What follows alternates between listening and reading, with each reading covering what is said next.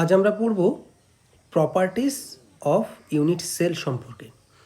Unit সেলের particular কিছু কিছু প্রপার্টিস থাকে, তাদের মধ্যে কোঅর্ডিনেশন নাম্বার এবং অ্যাটমিক প্যাকিং ফ্যাক্টর এই দুটো কিন্তু খুবই vital as well as important for end semester examination. Coordination number আমরা প্রথম যে প্রপার্টিটা সম্পর্কে পড়ব ইউনিট সেলের, সেটি হলো ইউনিট সেলের কোঅর্ডিনেশন নাম্বার সম্পর্কে। তাহলে ইউনিট সেলের কোঅর্ডিনেশন নাম্বার কি? ইউনিট সেলের কোঅর্ডিনেশন নাম্বার হলো ইউনিট সেলে অবস্থিত যে কোনো একটি অ্যাটমের পারিপার্শ্বিক কতগুলি অ্যাটম রয়েছে, অর্থাৎ যে কোনো একটি অ্যাটমের নেবার কটি অ্যাটম রয়েছে সেই সংখ্যাটিকে বোঝানো হয়। সাপোজ আমাদের কাছে এই একটি ইউনিট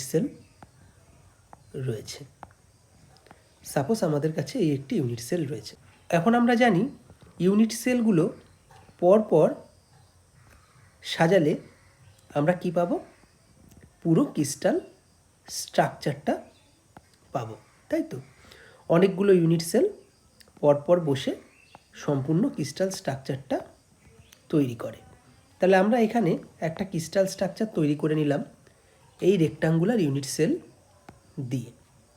এখন এই ইউনিট সেলের মধ্যে যে কোনো একটি অ্যাটম যদি আমরা ধরি, সাপোজ এই অ্যাটমটাকে যদি আমরা কনসিডার করি, তাহলে এই অ্যাটমের নেবার অ্যাটম কতগুলো, অর্থাৎ পারিপার্শ্বিক অ্যাটম কতগুলো আমরা এখানে লক্ষ্য করব। এই অ্যাটমটির পরিপার্শ্বে অর্থাৎ নেবারে ফার্স্ট অ্যাটম হলো 80, সেকেন্ড অ্যাটম হলো 80, 80ও ওর নেবার অ্যাটম, থার্ড অ্যাটম হলো 80, 80ও ওর নেবার অ্যাটম, এবং ফোর্থ ওয়ান ইজ দ্যাট। সুতরাং এই মধ্যের অ্যাটমের পরিপার্শ্বে অর্থাৎ নেবারে এই চারটি অ্যাটম রয়েছে, 1, 2, 3 অ্যান্ড 4। এখন আমরা যদি ভালো করে লক্ষ্য করি দেখতে পাবো এই কর্নারের অ্যাটমগুলো কিন্তু এই সেন্টারের অ্যাটমের নেবার নয়, কারণ এই কর্নারের অ্যাটমগুলোর ডিস্টেন্স এই অ্যাটমগুলোর যেগুলো নেবার অ্যাটম তার থেকে বেশি হয়। সুতরাং যে অ্যাটমগুলো দূরে রয়েছে সেই অ্যাটমগুলো কিন্তু নেবার বা পারিপার্শ্বিক অ্যাটম নয়। যে অ্যাটমগুলো কাছে রয়েছে শুধুমাত্র সেই অ্যাটমগুলোই হলো ওই অ্যাটমের নেবার অ্যাটম, অর্থাৎ এই সেন্টারে যে অ্যাটম রয়েছে তার নেবার অ্যাটম। সুতরাং কোঅর্ডিনেশন নাম্বার হলো যে কোনো একটা ইউনিট সেলের ইউনিট সেলের মধ্যে অবস্থিত যে কোনো একটি অ্যাটমের পাশে মানে কাছে মানে সব থেকে ক্লোজেস্ট কটা অ্যাটম রয়েছে সেই সংখ্যাটি। এখানে আর একটা ইউনিট সেল দেখানো হয়েছে এইটি। এর মধ্যে যে কোনো একটা এই ইউনিট সেলে আমরা দেখব অনেকগুলো অ্যাটম রয়েছে, বহু সংখ্যক অ্যাটম রয়েছে, এবং পরপর ইউনিট সেলগুলো পরপর সাজালে এই পুরো ক্রিস্টাল স্ট্রাকচারটি অর্থাৎ স্পেস ল্যাটিসটি তৈরি হয়েছে। অনেকগুলো ইউনিট সেলকে পরপর সাজিয়ে সম্পূর্ণ স্পেস ল্যাটিসটি তৈরি হয়েছে। এখানে যে কোনো একটি ইউনিট সেল দেখো পাশাপাশি সেম স্পেস ল্যাটিসকেই দেখানো হয়েছে।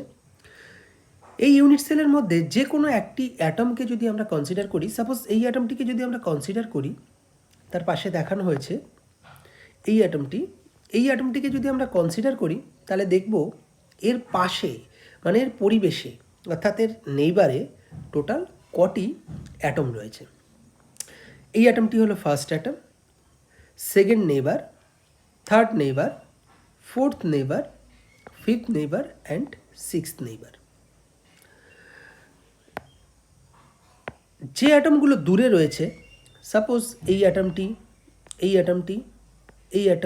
বা এই অ্যাটমটি, যে অ্যাটমগুলো দূরে রয়েছে সেই অ্যাটমগুলোকে কিন্তু আমরা নেবার অ্যাটম হিসাবে কনসিডার করব না।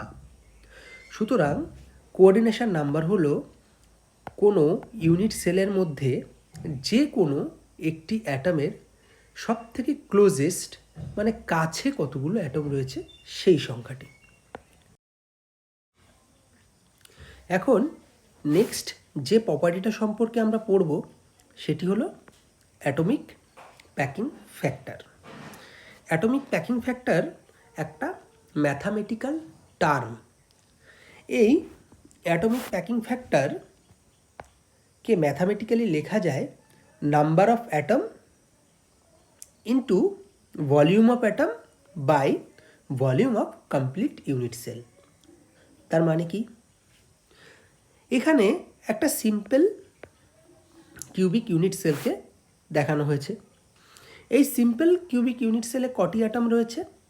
একটি, দুটি, তিনটি, চারটি, পাঁচটি, ছটি, সাতটি, আটটি। এই সিম্পল কিউবিক সেলে মোট 8টি অ্যাটম রয়েছে। Very good. তো দেখো, অ্যাকচুয়াল প্র্যাকটিসে কিন্তু অ্যাটমগুলির মাঝখানে এরকম ড্যাশড এরকম স্পেস থাকে না।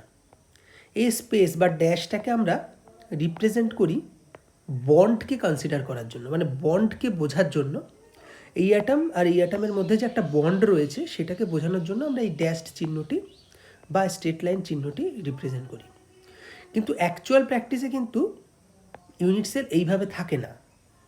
অ্যাকচুয়াল প্র্যাকটিসে ইউনিট সেল থাকে এইভাবে, মানে একে অপরের সাথে ক্লোজ কন্ডিশনে কিন্তু থাকে, এরকম মাঝখানে কিন্তু কোনো গ্যাপ থাকে না। এখানে গ্যাপ দেখানো হয়েছে যাতে আমরা বুঝতে পারি সহজে যে কটি অ্যাটম রয়েছে এবং তাদের কোন কোন অ্যাটমের মধ্যে বন্ড রয়েছে সেটিকে বোঝার জন্য। কিন্তু অ্যাকচুয়াল কন্ডিশনে কিন্তু অ্যাটমগুলো এরকম কন্ডিশনে থাকে। আচ্ছা, তাহলে এখানে অ্যাটমিক প্যাকিং ফ্যাক্টর বলতে বোঝানো হয়েছে যে ইউনিট সেলের মধ্যে কতটুকু অ্যাটম রয়েছে। আমরা যদি ভালো করে লক্ষ্য করি আমরা দেখতে পাবো, এই প্রথম পিকচারটা থেকেই দেখতে পাবো বা বুঝতে পারবো যে ইউনিট সেলের মধ্যে এই যে 8টা অ্যাটম রয়েছে, 8টা অ্যাটম তো রয়েছেই, কিন্তু বেশিরভাগ অংশই কিন্তু ফাঁকা রয়েছে, মানে স্পেস রয়েছে, তাই তো? বেশিরভাগ অংশই কিন্তু স্পেস রয়েছে বা ফাঁকা রয়েছে। সম্পূর্ণ ইউনিট সেলের মধ্যে কিন্তু সম্পূর্ণটাই অ্যাটম নেই, অ্যাটম রয়েছে তার সঙ্গে খালি জায়গা বা স্পেসও রয়েছে। তো অ্যাটমিক প্যাকিং ফ্যাক্টর হচ্ছে একটা রেশিও, যে রেশিও রিপ্রেজেন্ট করে যে একটা ইউনিট সেলের মধ্যে কত পার্সেন্ট অ্যাটম রয়েছে এবং কত পার্সেন্ট ভ্যাকান্ট রয়েছে সেই জিনিসটাকে।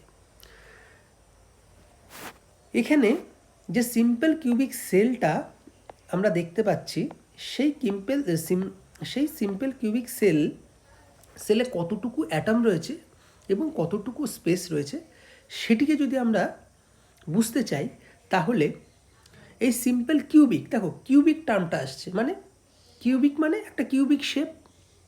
তো এই যে আমাদের কাছে সিম্পল কিউবিক স্ট্রাকচারের বা অ্যাটমিক যে ইউনিট সেলটা রয়েছে সেই ইউনিট সেলটাকে যদি আমরা কিউবিক ফর্মে আনি, এটা তো অ্যাকচুয়ালি কিউবিক ফর্মে নেই, এটা কিউবিক ফর্মে নেই, কিন্তু আমরা যদি সেটাকে কিউবিক ফর্মে আনি তাহলে দেখতে এরকম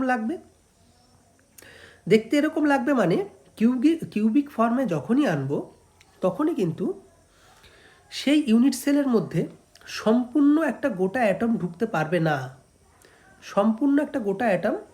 ঢুকতে পারবে না। কারণ আমরা যদি অ্যাটমগুলিকে একটা কিউবের মধ্যে অ্যাডজাস্ট করতে চাই তাহলে কিন্তু সম্পূর্ণ অ্যাটমগুলি ওই কিউবের মধ্যে ঢুকবে না।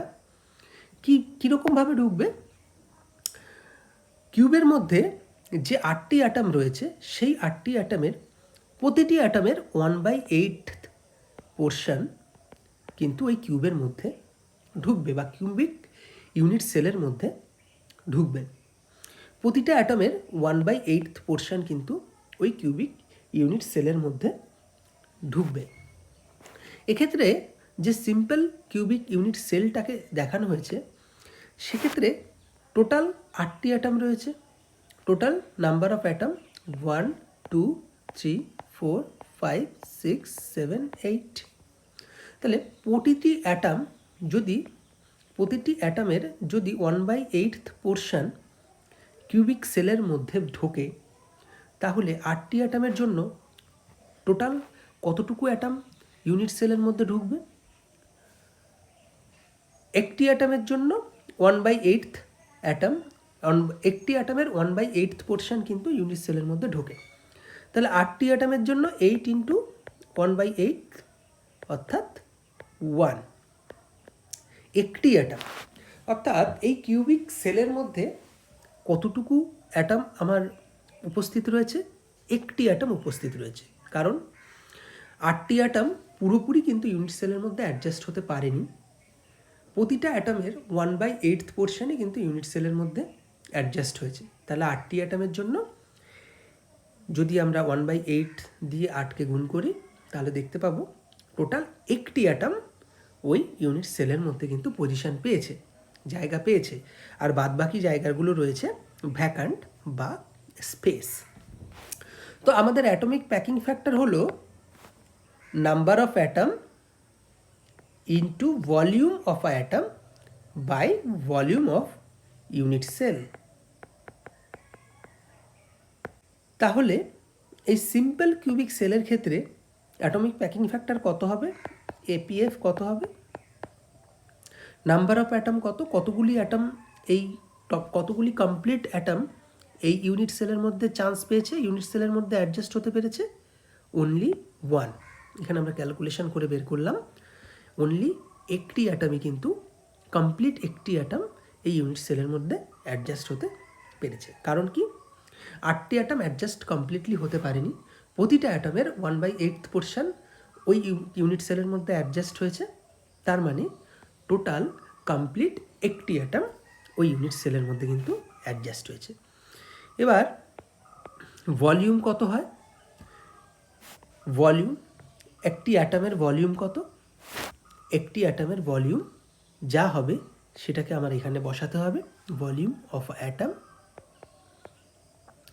And volume of a unit cell. একটা ইউনিট সেলের ভলিউম যত হবে সেটাকে আমাদের এখানে বসাতে হবে। সুতরাং এই ফর্মুলা দিয়ে আমরা কিন্তু বের করে ফেলতে পারবো যে ইউনিট সেলের অ্যাটমিক প্যাকিং ফ্যাক্টর কতটা। এই রকম টেকনিক্যাল টপিকগুলিকে বাংলায় বোঝার জন্য চ্যানেলটিকে সাবস্ক্রাইব করুন।